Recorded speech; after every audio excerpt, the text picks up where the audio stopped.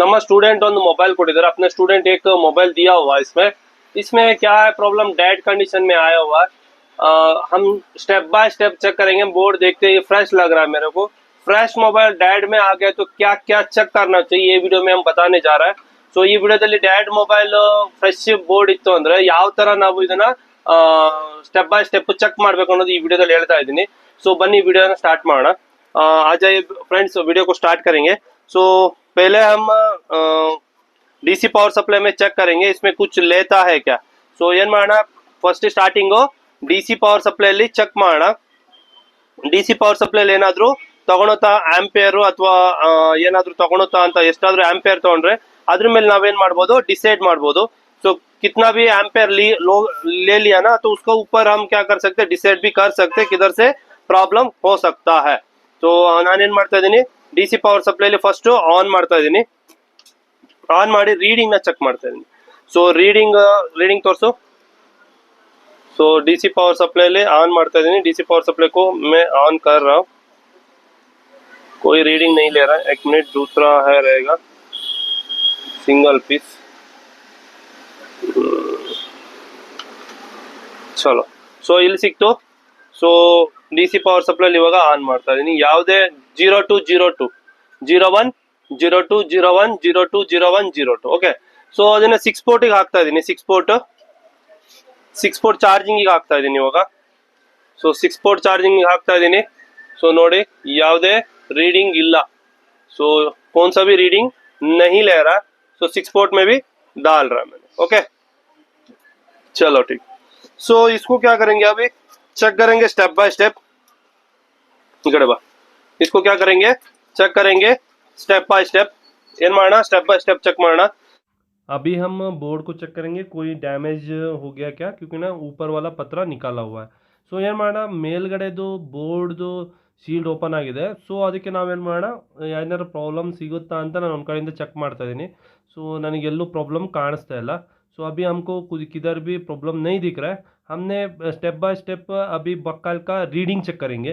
सो ಏನು ಮಾಡೋಣ reading check ಮಾಡೋಣ ಏನಾದರೂ ಅದರಲ್ಲಿ ಫಾಲ್ಟ್ ಸಿಗುತ್ತಾ ಅಂತ। Okay so in this case 290/89 ಒಂದು ಬಕ್ಕಾಯಿಲಲ್ಲಿ 289। सो सेकेंड वन 28 ಇನ್ನೊಂದು ತೋರಿಸ್ತಾ ಇದೆ 28। सेकेंड वन में 28 मिल रहा है हमको। थर्ड में भी 28 मिल रहा है। 0 ये 5 डिजिट का ये है। सो इसलिए लास्ट वाला हम रिटर्न यानी लास्ट वाला डिजिट को छोड़ रहे हैं। सो इसके हिसाब से हमको रीडिंग सभी एक अच्छा मिल रहा है। 2 कॉइल में मेरे को 28 मिला। सो 2 कॉइल में मेरे को 28 मिला VPH 317। इसी का अंदर ये वाला पावर आईसी में सो दोनों कॉइल में 28 मिला है। कॉइल नंबर 1 ये है इसमें भी 28 मिला हुआ है। सो ಇದರಲ್ಲೂ 28 ಸಿಕ್ಕಿದೆ 27 ಸಿಕ್ಕಿದೆ ನಮಗೆ। ಸೊ ಅದರ ಪಕ್ಕದಲ್ಲೂ ನಮಗೆ 27 28 ಸಿಕ್ಕಿದೆ। ಓಕೆ ಸೊ ನಾವು power AC secondary power AC ना ಚೆಕ್ ಮಾಡೋಣ। तो इसमें हमको 320 ಏನು ಸಿಗ್ತಾ ಇದೆ 320 ಸಿಗ್ತಾ ಇದೆ। ಎರಡನೇ ಕಾಯಿಲ್ ಅಲ್ಲಿ 387 and 176 and 222 इन सिक्ता है 22 सिक्ता है 22 मिल गया। सो उसके बाद जो है 306 उसके बाद जो है 306 ಅಂದರೆ ಇದೆರಡು ಒಂದೇ ಕಾಯಿಲ್ ಆಗಿರುತ್ತೆ 306 ಓಕೆ। ಸೊ ನೆಕ್ಸ್ಟ್ 306 ಆದಮೇಲೆ ಮತ್ತೆ 306 ಈ ಮೂರು ಸೇಮ್ ಒಂದೇ coil. So AP application processor. So 256 और नेक्स्ट 00। देखो भाई ये वाला मेरे को मिला इधर 00 रीडिंग वाला कॉइल 00 रीडिंग वाला कॉइल मेरे को मिला हुआ है। तो इसको हम क्या करेंगे चेक करेंगे ये क्यों 00 मिल रहा है। हमने एक बिटमैप ओपन करके उधर चेक करेंगे। सो क्यों 00 मिल रहा है। इसका 318 यानी VPH का रीडिंग है। सो इसका भी 318 यानी VPH का रीडिंग है। सो हम अभी बिटमैप को चेक करके ये वाला कॉइल को चेक करेंगे। सो ಇದು ಕಾಯಿಲ್ ಏನಾಗಿದೆ ಪ್ರಾಬ್ಲಮ್ ಇದೆ ನಮ್ದು ಕರೆಕ್ಟಾ। सो ओके सो अपना ये कॉइल प्रॉब्लम है ಏನಾಗಿದೆ ಈ ಕಾಯಿಲ್ ಪ್ರಾಬ್ಲಮ್ ಇದೆ। ಏನು ಬರ್ತಾ ಇದೆ 00 ಜೊತೆಗೆ ಬೀಪ್ ಬರ್ತಾ ಇದೆ। ಏನು ಬರ್ತಾ ಇದೆ 00 ಜೊತೆಗೆ ಬೀಪ್ 00 साथ में बीप। कभी भी बीप को इग्नोर करना है। ಏನು ಮಾಡಬೇಕು ಬೀಪ್ ಅನ್ನ ಇಗ್ನೋರ್ ಮಾಡಬೇಕು। ನಮಗೆ ಲೋಯೆಸ್ಟ್ ಎರಡು ಕಡೆ ಎರಡು ವ್ಯಾಲ್ಯೂ ಸಿಕ್ತು। ಲೋಯೆಸ್ಟ್ ವ್ಯಾಲ್ಯೂ ಸಿಕ್ತು ಎಷ್ಟು ಒಂದು 27 22 ಅಂಡ್ 00 लोएस्ट है 6 ನಮಗೆ 00 सो बूटिंग ಆಗ್ತಾ ಇಲ್ಲ ಯಾಕೆ बूटिंग ಆಗ್ತಾ ಇಲ್ಲ क्यों बूट नहीं हो रहा है इसका मतलब जो है सीपीयू ऑन नहीं हुआ ಏನಾಯ್ತು ನಮ್ಮ सीपीयू ಆನ್ ಆಗಿಲ್ಲ ಪವರ್ ಔಟ್ಪುಟ್ ಬಂದಿಲ್ಲ ಪವರ್ ಸೆಕ್ಷನ್ ಔಟ್ಪುಟ್ ಬಂದಿಲ್ಲ ಅದಕ್ಕೆ सीपीयू ಆನ್ ಆಗಿಲ್ಲ ಯಾಕೆ ಪವರ್ ಸೆಕ್ಷನ್ ಔಟ್ಪುಟ್ ಬಂದಿಲ್ಲ ಪವರ್ ಸೆಕ್ಷನ್ ಅಲ್ಲಿ ಏನಿದೆ ಒಂದು ಶಾರ್ಟಿಂಗ್ ಇದೆ ಎಷ್ಟು ತೋರಿಸ್ತಾ ಇದೆ ಶಾರ್ಟಿಂಗ್ ಇದೆ ಅದಕ್ಕೆ ನಮ್ಮ ಪವರ್ ಸೆಕ್ಷನ್ ಏನಾಗಿಲ್ಲ ಔಟ್ಪುಟ್ ಆಗಿಲ್ಲ ಓಕೆ ಈ ಕಾಯಿಲ್ ನಾವೇನ್ ಮಾಡೋಣ ಚೆಕ್ ಮಾಡೋಣ ಎಲ್ಲಿ ನಮ್ಮ ಬಿಟ್ ಮ್ಯಾಪ್ ಅಲ್ಲಿ ಎಲ್ಲಿ ನಮ್ಮ ಬಿಟ್ ಮ್ಯಾಪ್ ಅಲ್ಲಿ ಸೊ ಇವಾಗ ನಮ್ದು ಬಿಟ್ ಮ್ಯಾಪ್ ನ ಓಪನ್ ಮಾಡ್ಕೊಂಡಿದೀನಿ ಇದು ನಮ್ದು ಕಾಯಿಲ್ ಯಾವ್ದಿದು ಇದು ನಮ್ದು ಕಾಯಿಲ್ ಕರೆಕ್ಟ್ ಅಲ್ವಾ ಈ ಕಾಯಿಲ್ ನಮ್ದು ಪ್ರಾಬ್ಲಮ್ ಇದೆ ಈ ಕಾಯಿಲ್ ಏನಾಗಿದೆ ನಮ್ದು ಪ್ರಾಬ್ಲಮ್ ಇದೆ ಸೊ ಎರಡು ಕಡೆ ಬೀಪ್ ಬರ್ತಾ ಇದೆ ಇದು ಎಲ್ಲಿಂದ ಎಲ್ಲಿಗೆ ಹೋಗ್ತಾ ಇದೆ ನಮ್ ಸ್ಕೀಮ್ಯಾಟಿಕ್ ಕೂಡ ಚೆಕ್ ಮಾಡೋಣ ಏನ್ ಕೆಲಸ ಮಾಡ್ತಾ ಇದೆ ಯಾಕೆ ಇದು ಬೀಪ್ ಬರ್ತಾ ಇದೆ ಏನ್ ಕೆಲಸ ಮಾಡ್ತಾ ಇದೆ ಮತ್ತೆ ಯಾಕೆ ಇದು ಬೀಪ್ ಬರ್ತಾ ಇದೆ ಚಲೋ ಠೀಕ್ ಸೊ ಇದನ್ನ ನಾನು ಒಂದ್ ಸೈಡ್ ಕ್ಲಿಕ್ ಮಾಡ್ತಾ ಇದೀನಿ ಐಸಿ ಒಳಗಡೆಯಿಂದ ಬಂದಿದೆ ಏನ್ ಬರ್ತಾ ಇದೆ ಐಸಿ ಒಳಗಡೆಯಿಂದ ಬಂದಿದೆ ಸೊ ಹಾ ರಿಟರ್ನ್ ಮತ್ತೆ ಎಲ್ಲಿ ಹೋಗ್ತಾ ಇದೆ ಇದು ಐಸಿ ಒಳಗಡೆ ಅಂದ್ರೆ ಐಸಿ ಒಳಗಡೆಯಿಂದ ಬಂದ್ಬಿಟ್ಟು ಮತ್ತೆ ಎಲ್ಲಿ ಹೋಗ್ತದೆ ಐಸಿ ಒಳಗಡೆನೆ ಹೋಗ್ತದೆ ಐಸಿ ಒಳಗಡೆ ಬಂದು ಐಸಿ ಒಳಗಡೆ ಅಂದ್ರೆ ಇಲ್ಲಿ ಒಂದು ಥಿಂಕ್ ಮಾಡ್ಬೇಕಾಗಿರೋ ವಿಚಾರ ಸೊ ಏನ್ ಕಂಪ್ಲೇಂಟ್ ಇರ್ಬೋದು ಹಾ ಯಾವ ಶಾರ್ಟ್ ಆಗಿರ್ಬೋದು ಯಾ ಹಾ ಕಾಯಿಲ್ ಕಾಯಿಲ್ ಏನಾಗಲ್ಲ ಶಾರ್ಟ್ ಆಗಲ್ಲ ಓಪನ್ ಆಗುತ್ತೆ ಏನಾಗುತ್ತೆ ಕಾಯಿಲ್ ಓಪನ್ ಆಗುತ್ತೆ ಶಾರ್ಟ್ ಆಗಲ್ಲ ಕರೆಕ್ಟ್ ಅಲ್ವಾ ಹಂಗಂದ್ರೆ ಅದ್ ಬಿಟ್ಟು ಇವಾಗ ಹಾ ಐಸಿ ಏನಾಗಿರ್ಬೋದು 100% ಶೂ ಅಂದ್ರೆ ಇದು ಎಲ್ಲೂ ಹೋಗ್ತಾ ಇಲ್ಲ ಅಕಸ್ಮಾತ್ ಸೊ ಬೇರೆ ಕಾಯಿಲ್ ಇದ್ಯಾವ್ದೋ ಒಂದ್ ಕಾಯಿಲ್ ಇಲ್ಲಿಂದ ಹುಟ್ಟತಾ ಇದೆ ಇದ್ರೊಳಗೆ ಕರೆಕ್ಟಾ ಇದ್ರೊಳಗೆ ಹೋಗ್ತಾ ಇದೆ ಅದು ಬಿಟ್ಟು ಮತ್ತೆ ಹಾ ಅದ್ರೊಳಗೆ ಹೋಗ್ತಾ ಇದೆ ಸಿಪಿ ಒಳಗೆ ಹೋಗ್ತದೆ ಇಲ್ಲಿ ಹುಟ್ಟು ಈ ಕಡೆ ಹೋಗ್ತಾ ಇದೆ ಅಂದ್ರೆ ಪವರ್ ಐಸಿ ಇಂದ ಹುಟ್ಬಿಟ್ಟು ಇದ್ರೊಳಗೆ ಹೋಗ್ತಾ ಇದೆ ಅಂದ್ರೆ ಇದು ಕಂಪ್ಲೇಂಟ್ ಇರ್ಬೇಕು ಇಲ್ಲ ಇದು ಕಂಪ್ಲೇಂಟ್ ಇರ್ಬೇಕು ಕರೆಕ್ಟಾ ಆದ್ರೆ ಇದ್ರಲ್ಲಿ ಏನಾಗ್ತಾ ಇದೆ ನಮ್ ಕಾಯಿಲ್ ಅಲ್ಲಿ ಏನಾಗ್ತಾ ಇದೆ ಹಾ ಸೊ ಇದ್ರ ಒಳಗಡೆ ಹುಡ್ತಾ ಇದೆ ಮತ್ತೆ ಇದ್ರ ಒಳಗಡೆನೆ ಹೋಗ್ತಾ ಇದೆ ಅಂದ್ರೆ ಇಲ್ಲಿ ಕೇಸಸ್ ಅಲ್ಲಿ ಬೇರೆ ಕಡೆ ಎಲ್ಲೂ ಹೋಗ್ತಾ ಇಲ್ಲ ಇದು वोल्टेज ಏನಾಗ್ತಾ ಇಲ್ಲ ಬೇರೆ कड़े ಎಲ್ಲೂ ಹೋಗ್ತಾ ಇಲ್ಲ किधर भी हमारा वोल्टेज किधर भी नहीं जा रहा है तो इसका मतलब क्या हो गया ये आईसी अपना प्रॉब्लम हो सकता है क्योंकि है ना ಏನಾಯ್ತು ಈ ಐಸಿ ಪ್ರಾಬ್ಲಮ್ ಇರಬಹುದು ಚಲೋ ಠೀಕ್ ಸೊ ನಾವು ಸ್ಕೀಮ್ಯಾಟಿಕ್ ನೋಡೋಣ ಒಂದ್ಸರಿ ಇದು ಏನ್ ಕೆಲಸಕ್ಕೆ ಹಾಕಿದ್ದಾರೆ ಅಂತ ಹೌದಾ ಸೊ ಯಾವ್ದಿದ್ ನಮ್ದು Redmi note 7 pro schematic layout diagram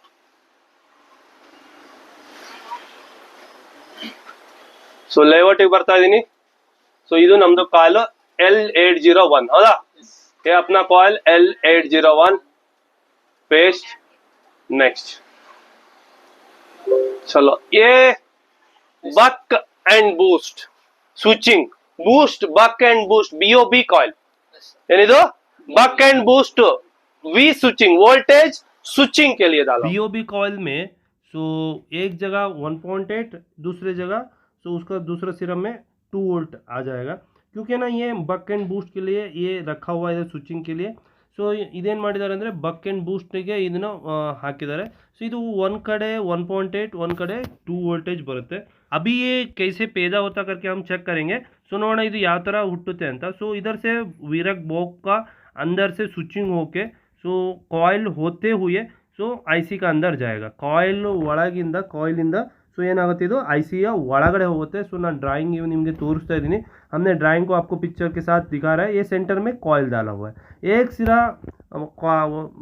IC का अंदर दूसरा सिरा भी आईसी के अंदर तो ये दोनों अंदर होते हुए बाहर ये वोल्टेज आ जाता है 3.3 वोल्ट ಬೂಸ್ಟ್ ಅಂದ್ರೆ ಅರ್ಥ ಬೂಸ್ಟ್ ಆಗುತ್ತೆ ಬಕ್ ಆಗುತ್ತೆ ಓಕೆ ಸೊ ಈ ವೋಲ್ಟೇಜ್ ಏನಾಗ್ತಾ ಇದೆ ಇದರಿಂದ ಔಟ್ಪುಟ್ ಆಗ್ತದೆ ಏನಾಗ್ತಾ ಇದೆ ಇದರಿಂದ ಈ ವೋಲ್ಟೇಜ್ ಔಟ್ಪುಟ್ ಆಗ್ತದೆ ಸೊ ಈ ವೋಲ್ಟೇಜ್ ನಲ್ಲಿ ಇರೋ ಕೆಪಾಸಿಟಿ ಏನಾದ್ರು ಶಾರ್ಟಿಂಗ್ ಏನಾದ್ರು ಇದೆಯಾ ಅಂತ ನಾವೇನ್ ಮಾಡಿ ಇವಾಗ ಚೆಕ್ ಮಾಡಿ ನೋಡೋಣ ओके बने अभी हम आईसी का वोल्टेज चेक करेंगे रीडिंग चेक करेंगे सॉरी सो रीडिंग देखते ही अपन को पता चलेगा बीओबी आउटपुट का कॉइल कौन सा है वो भी चेक करेंगे उसका रीडिंग भी ಚೆಕ್ करेंगे ನಾವೇನು ಮಾಡೋಣ BOB ಇವಾಗ ನೋಡಿ 00 ಬರ್ತಾ ಇದೆ BOB ಕಾಯಿಲ್ ಸೊ ಅದ್ರ ಪಕ್ಕದಲ್ಲಿರೋದು ನಮ್ಮದು ಔಟ್ಪುಟ್ ಲೈನಲ್ಲಿರೋ ಕಾಯಿಲ್ ಏನು ಬರ್ತಾ ಇದೆ, ರೀಡಿಂಗ್ ಬರ್ತಾ ಇದೆ. ಅಂದರೆ बी ओ बी ಔಟ್ಪುಟ್ ಆಗೋ ಲೈನ್ ಏನಾಗಿದೆ ನಮ್ಮದು, रीडिंग ಬರ್ತಾ ಇದೆ. बी ओ बी आउटपुट होने वाला लाइन जो है वो रीडिंग आ रहा है.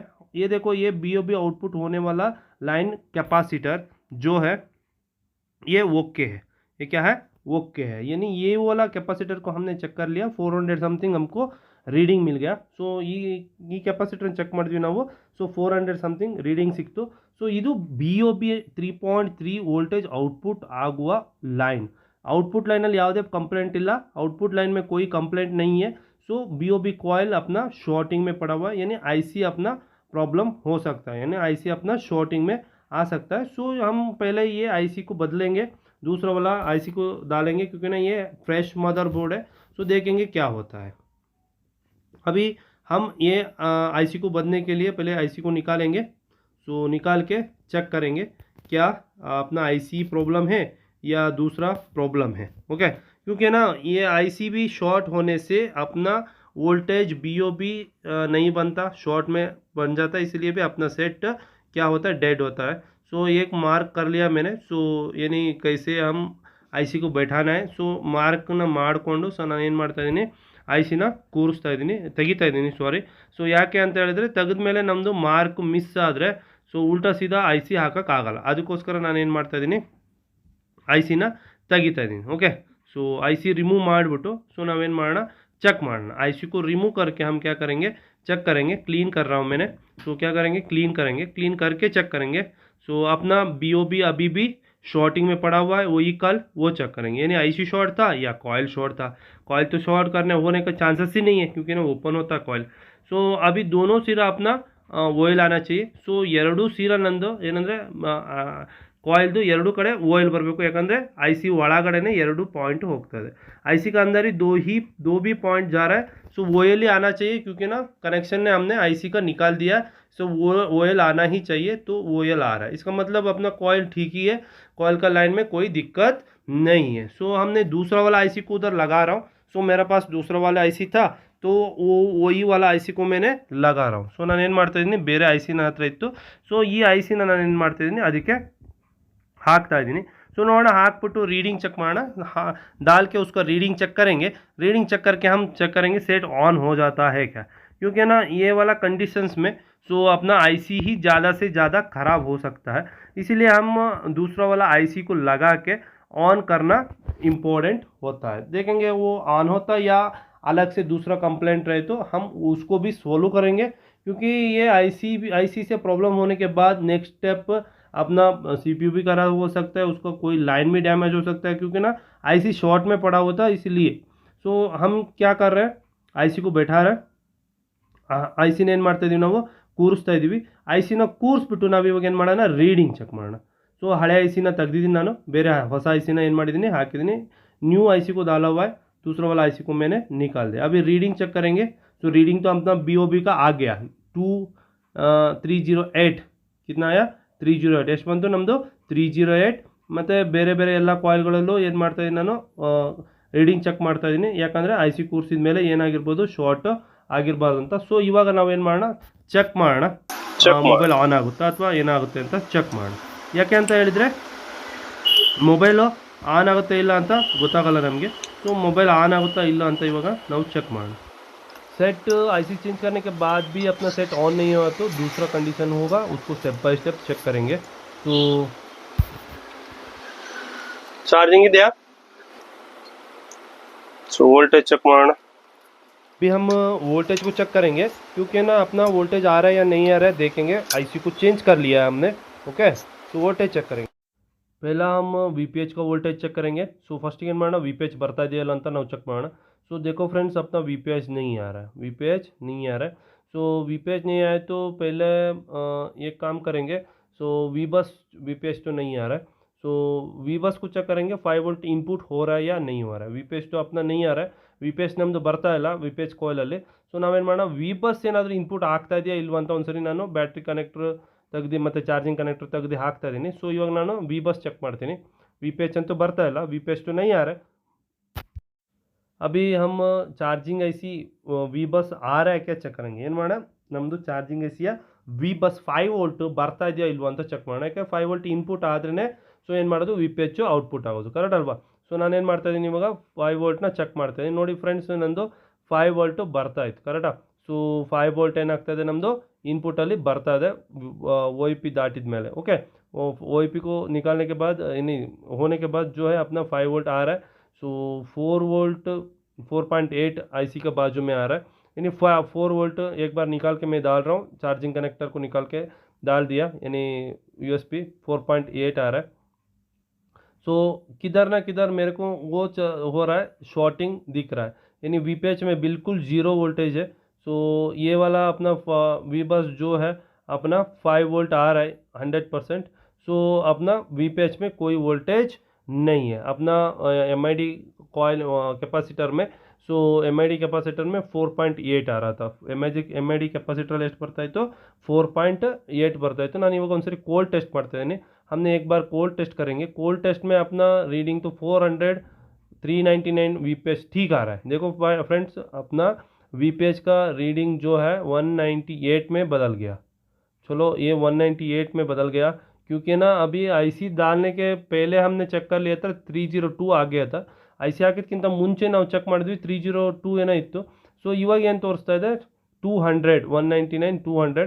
ಸೊ ನಾವು ಹಾಕಿರೋ ಐ ಸಿ ಇದೆಯಲ್ಲ ಅದೇನೋ ಕಂಪ್ಲೇಂಟ್ ಇರ್ಬೋದು ಅಂತ ಅನಿಸ್ತಿದೆ.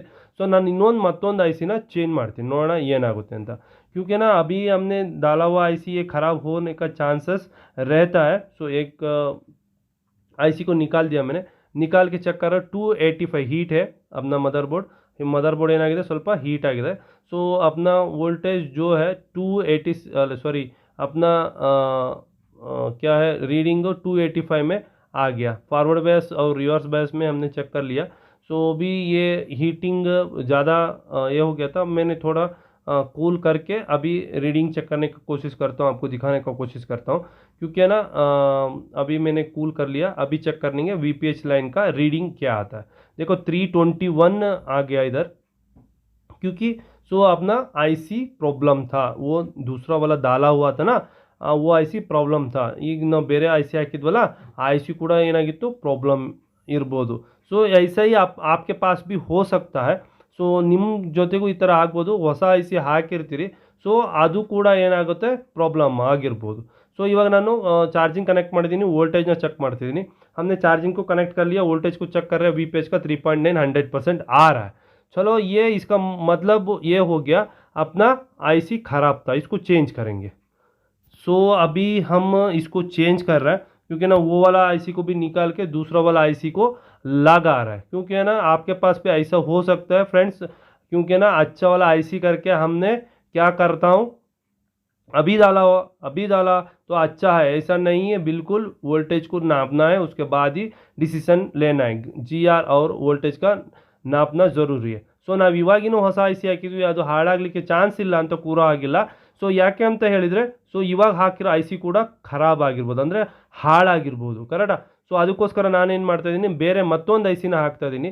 ಸೊ GR ಎಲ್ಲ ಓಕೆ ಬರ್ತಾಯಿತ್ತು, ಆದರೆ ಸೊ ಏನಾಗ್ತಾ इरलिಲ್ಲ, ನಮ್ಮದು वोल्टेज आउटपुट ಆಗ್ತಾ ಇರಲಿಲ್ಲ. GR ओके मिल रहा था अपना BOB का, बट वोल्टेज आउटपुट नहीं हो रहा था अपना. ये आईसी डालने के बाद जो है सो VPH जो कॉइल था सो उसका रीडिंग घट गया था, नीचे हो गया था.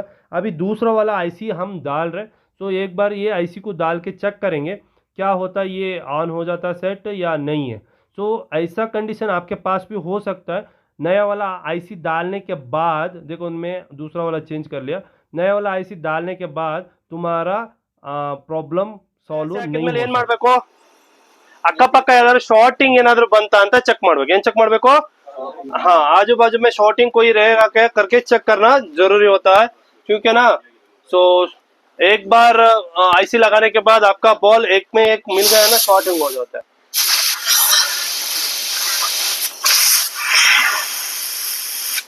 ಸೊ ಏನ್ ಮಾಡ್ಬೇಕಾಗುತ್ತೆ, ಅಕ್ಕಪಕ್ಕ ಶಾರ್ಟಿಂಗ್ ಚೆಕ್ ಮಾಡ್ಬೇಕು. ಏನ್ ಚೆಕ್ ಮಾಡ್ಬೇಕು, ಶಾರ್ಟ್ ಚೆಕ್ ಮಾಡ್ಬೇಕು. ಸೊ ಯಾಕೆ ಅಂದ್ರೆ ನೀವು ಹಾಕಿದ್ಮೇಲೆ ಏನಾಗಿರ್ಬೋದು, ಶಾರ್ಟ್ ಆಗಿರ್ಬೋದು, ಬಾಲ್ ಕೂತಿರೋ ಬಾಲ್ ಏನಾಗಿರ್ಬೋದು ಶಾರ್ಟ್ ಆಗಿರ್ಬೋದು, ಕರೆಕ್ಟ್ ಅಲ್ವಾ. ಚಲೋ, ಸೊ ಇವಾಗ ನಾನು ಏನ್ ಮಾಡ್ತಾ ಇದೀನಿ, ಶಾರ್ಟಿಂಗ್ ಚೆಕ್ ಮಾಡ್ತಾ ಇದೀನಿ. ಅದಕ್ಕಿಂತ ಮುಂಚೆ GR ಚೆಕ್ ಕರೆ, ಶಾರ್ಟ್ ಬರ್ತಾ ಇದೆ. ಏನ್ ಬರ್ತಾ ಇದೆ ಬೈ ಶಾರ್ಟ್ ನೈ. ಗ್ರೌಂಡಿಂಗ್ ಚೆಕ್ ಆಯ್ತು, ರೀಡಿಂಗ್ 361. ಸೊ ಅಕ್ಕಪಕ್ಕ ಶಾರ್ಟ್ ಚೆಕ್ ಮಾಡ್ತಾ ಇದೀನಿ.